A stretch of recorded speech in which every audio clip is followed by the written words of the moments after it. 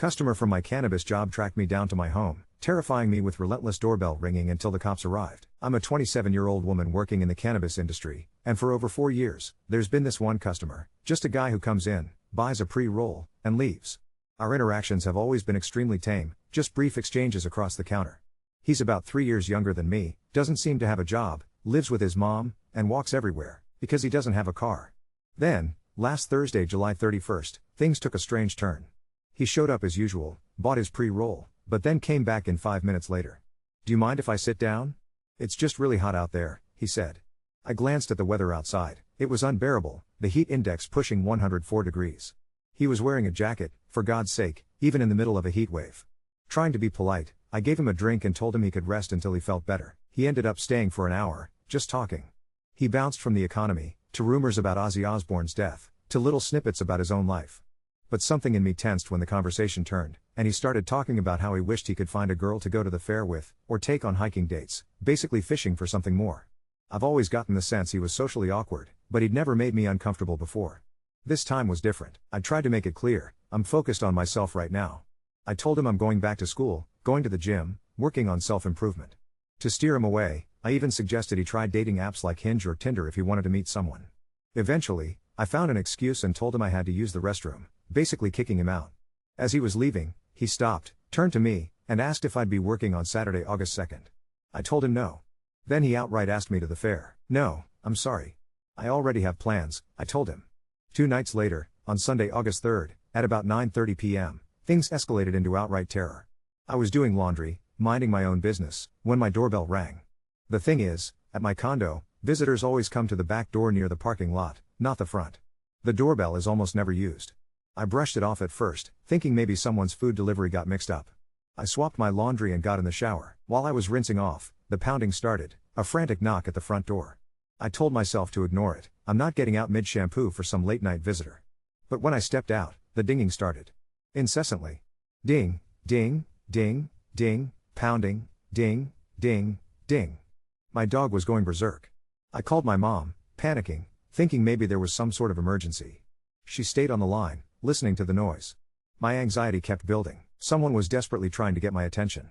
I peeked through the blinds in my spare bedroom. My heart plummeted when I saw him, my customer. The very one I just rejected. He'd been lurking outside my front door, trying to get in, for about 20 minutes. How did he know where I lived? Had he followed me home from work, or seen me walking my dog in the neighborhood? How long had he been tracking me? I texted my neighbor, the one who's become like a surrogate mom, and she was at my back door in seconds. The doorbell and pounding continued. I could barely breathe, shaking from fear and confusion. She immediately called the police for me. The cops arrived within 5 minutes. By the time they pulled up, the house suddenly fell silent. He must have sprinted off as soon as he saw those patrol lights. I gave my statement to the police, explained what happened on Thursday, detailed how he'd been banging at my door for over half an hour. They started patrolling the neighborhood, but after 4 years of interactions, I realized, with a jolt of horror, I didn't know this man's name. I had no idea who he really was, or what he wanted from me that night. Did he want to hurt me? Did he intend to kill me? Why else would he stand outside my door, ringing and pounding for so long after I told him I wasn't interested in going to the fair? I crashed at a friend's place that night, too afraid to go back to my own home. Now, it's 3 a.m. I haven't slept. I'm pouring through security footage, transaction history, anything that might reveal his identity. He once told me he got fired from JCPenney, but that's not going to help me much. I'm scrambling to gather evidence, something, anything, that might help police find him. I can't eat, can't sleep. I'm terrified to go home, sick to my stomach knowing he infiltrated my life so easily. How do I return to work? What am I supposed to do next? I had plans and ambitions, but all of that seems so distant now. I may have to leave my job, one I worked hard for, one that pays well, just to feel safe. I'm exhausted. I'm numb. I'm so utterly tired of people and their unpredictable, dangerous intentions. I used to believe I could read people, that my instincts were sharp.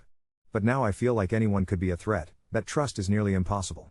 All I want is to live my life, to walk my dog, go to work, make plans, pursue my goals, without fear, without being threatened simply for turning down a date. I'm going to try to file a restraining order, but I fear it won't be enough. If I can't figure out his name, I might have no choice but to move, to give up everything I've built, and start over somewhere else. I just wanted to share what happened because, even now, I feel so alone and so helpless, and above all, I just want my peace and security back. Update 1. It's been a month since that horrible night a customer came to my house, and I never expected things to escalate the way they did. If you missed what happened, I work in the cannabis industry, but in a non-legal state, meaning my job isn't like those fancy dispensaries you hear about. I scan IDs for every purchase, but I'm not required to keep a permanent record. Still, when things got scary, I found myself wishing I had more information. After that night, everyone wanted to know more about how things were being handled. Since Delta-9 and THCA are regulated like alcohol in my state, getting any identifying info from his previous purchases seemed almost impossible. But I was determined not to let this go. Digging through our security footage and Square portal, I finally found a time when he used a credit card. Lucky for me, he'd signed up as a loyalty member, his name was right there. I paid for a background check, tracked down his full name and address, and brought it all to the police, along with the security camera footage of the day he asked me out and I refused. The police took it seriously. They put together an evidence folder and went to his house. On camera, they asked him about that night, when he came pounding on my door for half an hour. He didn't even try to deny it. Instead, his excuse was, "She sold me gummies that made me high for 5 days." I could hardly believe his audacity. If there were a gummy that strong in my non-legal state, we could never keep it on the shelf. But his ridiculous excuse was enough for the police to allow me to press harassment charges. He made bail, but only after signing a bond condition. He couldn't come near my house or my work. If he set foot anywhere near me again, he'd face arrest and aggravated stalking charges. For a while, I actually started to feel whole again. I kept telling myself it was over. I focused on my mental health, escaped into Animal Crossing, worked out, and treated myself with some kindness. But today, everything came crashing back. I was at work, doing my normal thing, when I spotted him walking past the store. My heart started pounding, but I tried to play it cool. Since he wasn't coming inside, I told myself not to lose it. Then he circled around the block, and I got this gnawing sense that something wasn't right. I locked the door, telling myself it was a precaution. After a few minutes, he disappeared. Thinking he was gone, I unlocked it again. Next thing I know, I'm at the computer when he walks right into the shop without warning and plops himself in one of our waiting chairs. My body went cold, I hadn't even noticed him outside. I tried to keep my voice steady. "You need to leave or I am calling the cops." He just stared at me and replied, "Why?" Over and over, "Why? Why?" Like a broken record, acting like he didn't understand, like we were friends and I'd relent if he pleaded long enough. I finally grabbed the phone, screaming, "Leave, get the fuck out of here, I'm calling the cops." What rattled me most wasn't even his boldness. It was the way he kept repeating my first name, over and over, begging, "Please, my name. Don't call the cops, my name. Why, my name?" Like I owed him something, like there was any reality where I'd want him there. As soon as he left, I locked the door and broke down. My whole body was shaking, my heart pounding, like I'd been dunked underwater and couldn't find the surface. There I was, crying uncontrollably, barely able to breathe. I called my boss, who rushed over. Together, we called the police. They came right away, just like they promised they would from the start. I pulled the security camera footage and handed it over to the cops. They put out another warrant, this time for aggravated stalking, trespassing, and violating bond. Now, if he makes bail again, they'll slap a GPS monitor on him, and I'll get an alert if he comes even remotely close to my store or house. The police will let me know if he's bailed out, too. Tomorrow, I'm filing for an order of protection. I should have done it sooner, but I genuinely believe the bond condition would scare him off. Lesson learned. Now I've installed cameras on every side of my house, told all my neighbors and local businesses to be on the lookout. I refuse to be an easy target. I was healing, too, I really was. But after today, it's like I'm back at day one all over again. And all of this, just because I refused to go on a date with a customer. I start a technical course on Monday in the hopes that it'll get me out of retail for good, but for now, bills still need to get paid. To anyone out there, man or woman, who's ever felt uncomfortable with a customer crossing the line, take it seriously. It doesn't matter how long you've known them or how normal they seem, you don't know what's going on in someone else's mind. I honestly thought I'd only see him in court when I testified, but he threw his freedom away because he trusted I wouldn't call the cops. I won't apologize for protecting myself, he brought this on himself. I'm still angry, so angry, but also deeply grateful for my local police. They're doing everything they can to keep me safe. Please, please, trust your gut, protect yourself. No one should have to relive the nightmare I'm living, all because I turned someone down. Update 2. It's been 3 weeks since my last update, and I honestly didn't think I'd be writing another one. But here I am, at 2 a.m., because I can't sleep and everything has gone completely sideways in ways I never saw coming. First, the good news, he violated his bond conditions and got arrested again. The GPS monitor worked exactly like it was supposed to. 2 days after my last update, he came within 200 feet of my work around closing time. My phone buzzed with the alert, and within minutes, police had him in custody. This time, no bail.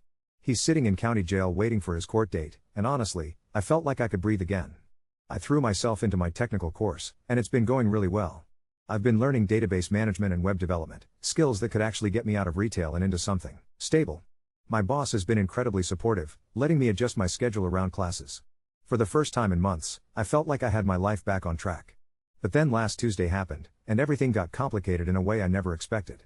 I was leaving class around 8 p.m. when this guy approached me in the parking lot. My heart immediately started racing. I'm still jumpy about strangers, but he quickly introduced himself. Hey, are you? My name? I'm Detective Rodriguez with the County Sheriff's Office. I've been working your case. He wasn't in uniform, just jeans and a polo shirt, but he showed me his badge. He looked maybe mid-30s, Hispanic, pretty attractive honestly. He explained that he'd been reviewing all the evidence for the upcoming trial and wanted to ask me a few follow-up questions. Nothing formal, just some clarification on the timeline. We ended up talking in his car for about an hour. He was so different from what I expected, really easy to talk to, asking thoughtful questions, actually listening to my answers. When I mentioned how the whole situation had made me paranoid about everyone, he nodded and said he'd seen it before. Trust takes time to rebuild, he said. But don't let one person's actions make you shut everyone else out. As he was dropping me off at my car, he handed me his card and said, "Look, this might be crossing a line, but would you maybe want to get coffee sometime? Not about the case, just coffee." I was so caught off guard. Here was this guy who'd been nothing but professional and kind, and I found myself saying yes before I could overthink it. We went out that Friday, and it was honestly the most normal I'd felt in months. He told me about growing up in the area, his work, though he was careful not to talk about active cases, his hobbies. I found myself actually laughing for the first time in forever. When he walked me to my door, he didn't try anything, just asked if he could see me again. We've been on 4 dates now, and I'm starting to feel something I haven't felt in a long time, safe. He texts me good morning every day, asks how my classes are going, remembers little things I mention. Last Sunday, we went hiking, something I'd been too scared to do alone since all this started, and I actually enjoyed it. But here's where things get messy. Yesterday, I was at work when my coworker Sarah pulled me aside. "Isn't that the detective from your case?" she asked, pointing out the window. Sure enough, there was Miguel's car parked across the street. My stomach dropped. Was he watching me? Was this some kind of surveillance I didn't know about? I texted him, "Are you outside my work right now?" His response came immediately, "Yeah, sorry. I was hoping to catch you on your break. Bad surprise?" When I went outside, he seemed nervous, fidgeting with his keys. "I need to tell you something, and I probably should have said it sooner." My heart started pounding. "The guy who was stalking you, we're not just prosecuting him for what he did to you. We think he might be connected to 2 other similar cases. Women who work in retail, same pattern of behavior." I felt sick. Other women? Why didn't anyone tell me this? Because we weren't sure until this week. The evidence came together, and now we think this has been going on longer than we realized. He paused, looking uncomfortable. "The thing is, one of those other cases. The woman ended up getting hurt. She was attacked in her home." Everything started spinning. All this time, I thought I was dealing with some lonely, socially awkward guy. But if there were other women, if someone actually got hurt. "Miguel, what aren't you telling me?" He was quiet for a long moment. "The other victim, she reported that someone had been asking questions about her. Someone claiming to be law enforcement." The implication hit me like a truck. "Are you saying he was impersonating a cop?" "We don't know yet. But if he was, and if he somehow found out we were dating." He trailed off, but I understood. If this guy had been watching other women, learning their routines, maybe even pretending to be police to get information, then Miguel and I being together could be putting me in more danger. "I should have told you about the other cases sooner," he said. "And I definitely should have told you before we started seeing each other. This whole situation, it's more complicated than either of us realized. I'm sitting here now, trying to process everything. The man who stalked me might be even more dangerous than I thought. The detective I've been dating kept crucial information from me, and somewhere in the back of my mind, I can't shake the feeling that there's still more I don't know." Miguel texted me an hour ago asking if we could talk tomorrow. Part of me wants to see where this goes with him. He's the first person who's made me feel safe in months. But another part of me is wondering if I can trust anyone anymore. The technical course ends in 2 weeks, and I'm hoping to get a job offer soon after. Maybe getting out of retail will finally put all this behind me. But right now, I don't know what to believe or who to trust. I just want my normal life back. Update 3. I haven't slept properly in 5 days, and I'm not even sure where to start with what's happened. Everything I thought I knew has been turned completely upside down, and I'm questioning every decision I've made since this nightmare began. Miguel and I met for coffee on Thursday like he'd asked. I went in ready to demand answers about why he'd kept the other cases from me, but he looked absolutely wrecked. His eyes were bloodshot, like he hadn't slept either, and his hands were shaking when he reached for his cup. "I need to tell you everything," he said before I could even sit down properly. "And you're going to hate me for it." Turns out, there weren't just 2 other cases. There were 5. 5 women over the past 2 years, all in retail, all follow the same pattern. But here's the part that made my blood run cold. They think my stalker didn't work alone. The incidents were too coordinated, too well planned for one person. Someone had been feeding him information about these women's schedules, their routines, their personal lives. "We think there's someone inside law enforcement involved," Miguel said, barely able to meet my eyes. "Someone with access to reports, background checks, maybe even dispatch calls." My coffee cup slipped from my hands. "Are you saying there's a dirty cop helping him?" "I'm saying we don't know who to trust anymore.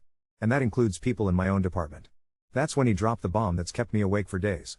The reason he approached me in that parking lot wasn't random. His captain had specifically assigned him to make contact with me outside of official channels. They suspected someone was leaking information about my case, and they needed an inside way to monitor the situation without alerting whoever might be watching. "So this whole thing between us," I said, my voice barely a whisper, "was part of some investigation?" The look on his face told me everything I needed to know before he even spoke. "It started that way. But I swear to you, what I feel now, that's real. I never meant for it to happen, but I care about you." I walked out. I couldn't even look at him. Everything that had made me feel safe again was a lie, but the worst part? I think he was right to be suspicious. Yesterday morning, I got a call from someone claiming to be from the Victims Advocacy Office, saying they needed to update my contact information for the trial. Something felt off about the call. The woman kept asking specific questions about my new security system, my work schedule, whether I lived alone. When I asked for her badge number and department, she hung up. I called the real Victims Advocacy Office. They had no record of anyone trying to contact me. Someone is still watching me. Someone with enough knowledge to know I'd been assigned a victim's advocate, someone who knew exactly what kind of call wouldn't immediately raise red flags. I drove straight to the police station, but when I got there and asked for Miguel, they told me he'd been placed on administrative leave pending an internal investigation. My heart sank. Was he the leak? Had everything he told me been part of some elaborate setup? But then his partner, Detective Hayes, pulled me aside. "Rodriguez requested the leave himself," she said quietly. "He's convinced someone in the department is dirty, and he doesn't want his involvement with you to compromise your safety. He asked me to give you this." She handed me a burner phone. When I turned it on, there was one message: "Trust Hayes. Don't go home tonight. He's escalating." I spent last night in a hotel, but I couldn't stop thinking about everything that didn't add up. If Miguel was working with my stalker, why would he warn me? But if he was trying to protect me, why keep so many secrets? This morning, I got my answer in the worst possible way. I was getting ready for class when Hayes called the burner phone. "We got him," she said, but her voice was grim. "Your stalker escaped county transport yesterday during a medical appointment." But that's not the worst part. My legs went weak. "What do you mean escaped?" "Someone called in a fake medical emergency. The transport was diverted to a different hospital, and when they got there, the medical staff had no idea what they were talking about. By the time they figured out what happened, he was gone." "How is that possible?" "Because whoever helped him knew exactly which route the transport would take, exactly what time, and exactly how to manipulate the system. This was planned by someone with access to internal schedules." I sank onto the hotel bed. So Miguel was right. Someone inside is helping him. "Yes. And we think we know who." She paused, and when she spoke again, her voice was barely above a whisper. "Do you remember the first night he came to your house? You said the police response was really fast." "Yeah, like 5 minutes. I pulled the dispatch records. The call came in before your neighbor even dialed 911. Someone called it in as a welfare check, claiming they were concerned about a woman living alone who hadn't been seen in days." The room started spinning. "What does that mean?" "It means someone wanted police at your house that night. Someone wanted to create a situation where you'd be scared enough to seek protection, scared enough to trust law enforcement when they offered help." The implication hit me like a freight train. This whole thing, from the very beginning, had been orchestrated. My stalker showing up at my house, the quick police response, everything that followed. "Detective Hayes," I said, my voice shaking, "who took my original statement that night." The silence on the other end of the line told me everything I needed to know. "Pack a bag and meet me at the address I'm texting you," she said finally. "Don't go anywhere you normally go, don't call anyone you normally call, and whatever you do, don't trust anyone who claims they're trying to help you. We don't know how deep this goes." I'm writing this from another hotel room, watching the news report about a manhunt for an escaped prisoner. They're showing his photo, warning people to call 911 if they see him. But I know now that calling 911 might be the most dangerous thing I could do. My technical course graduation is in 3 days, and I had a job interview lined up for next week. I was so close to starting over, to getting my life back. But now I don't know if I'll ever be safe, or if anyone I trust is actually who they claim to be. The worst part is, I keep thinking about Miguel. Was anything between us real? Or have I been a target from the very beginning, being manipulated by people who knew exactly which buttons to push? I don't know who I can trust anymore. I don't even know if I can trust myself. Update 4. I'm shaking as I write this. It's been 6 days since my last update, and I honestly didn't know if I'd ever feel safe enough to post again. But I need to get this out because what happened changes everything, and I'm still trying to wrap my head around it all. After Detective Hayes told me not to trust anyone, I spent 2 days holed up in that hotel room, surviving on vending machine food and trying to make sense of everything. The technical course graduation came and went, I missed it entirely. My job interview got postponed indefinitely. Everything I'd worked toward just gone. On Saturday morning, I was jolted awake by pounding on my hotel door. My heart stopped. Through the peephole, I could see it was Miguel, but he looked completely different, disheveled, desperate, like he hadn't slept or eaten in days. "Please," he called through the door. "I know you have every reason not to trust me, but you're in immediate danger. Hayes isn't who you think she is." I kept the chain lock on but cracked the door open. "How did you find me here?" "Because I've been tracking your movements since this started. Not for them, for you." His voice was raw. "I know how that sounds, but please, just listen. Hayes is the leak. She's been feeding information to your stalker from day one." My world tilted. "That's impossible. She's the one who warned me about you being on leave." "I was never on administrative leave." "She lied to you." He pulled out his phone, showing me his badge status, active. "She told you I requested it, right? She wanted you to stop trusting me so you'd rely on her instead." I stared at the screen, my mind racing. But she knew about the fake medical transport, about him escaping. She knew because she arranged it. Miguel's hands were shaking. "We figured it out yesterday. Hayes has been in contact with your stalker's family, specifically his mother. Turns out she's been dating his mom for over a year." The hotel room felt like it was spinning. "What? Your stalker's mother, Patricia? She's been Hayes' girlfriend since before any of this started. Hayes has been to their house, eaten dinner with them, probably heard all about her son's sweet girl from the cannabis shop that he couldn't stop talking about." I slumped against the wall. Every interaction with Hayes flashed through my mind, how she always seemed to know exactly where I was, how she'd shown up so quickly that first night, how she'd been the one pushing for more security measures that would actually make me easier to track. "There's more," Miguel said quietly. "The other women, the 5 I told you about? Hayes worked those cases too. She was always the first responding officer, always the one who took their statements. And in every case, the harassment escalated right after they met with her." Oh my God, the fake call from victims advocacy suddenly made sense. She was testing me. Seeing how paranoid I was, what security measures I had in place. Miguel nodded grimly. "Yesterday we searched her house. We found surveillance photos of you, not just recent ones. Some dating back months, from before your stalker even escalated his behavior. She's been watching you longer than he has." I felt sick. Why would she do this? Best we can figure? She's obsessed with her girlfriend's son, probably saw helping him as a way to prove her love for Patricia.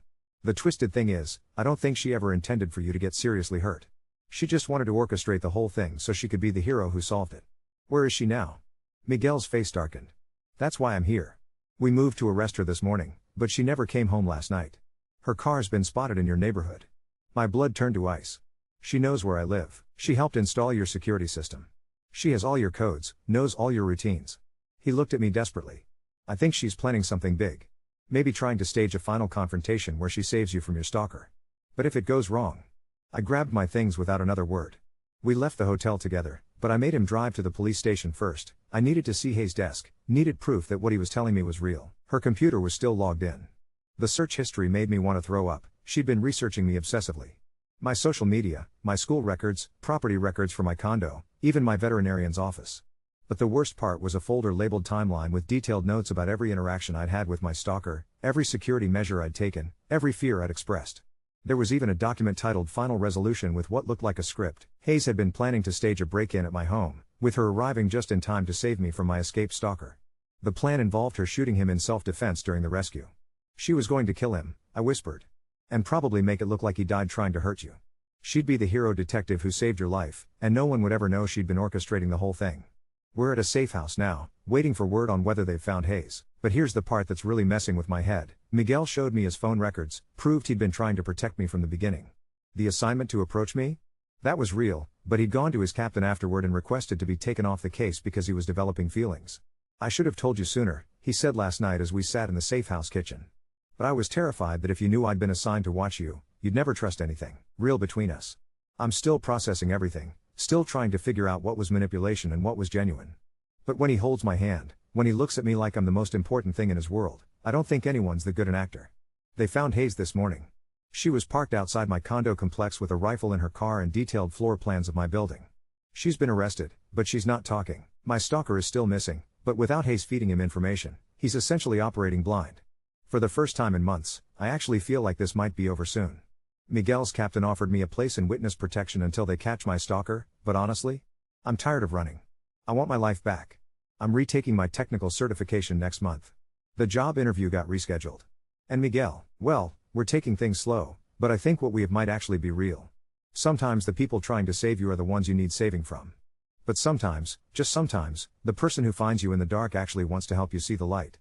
I never thought I'd say this after everything that's happened, but I'm hopeful again. Scared, but hopeful.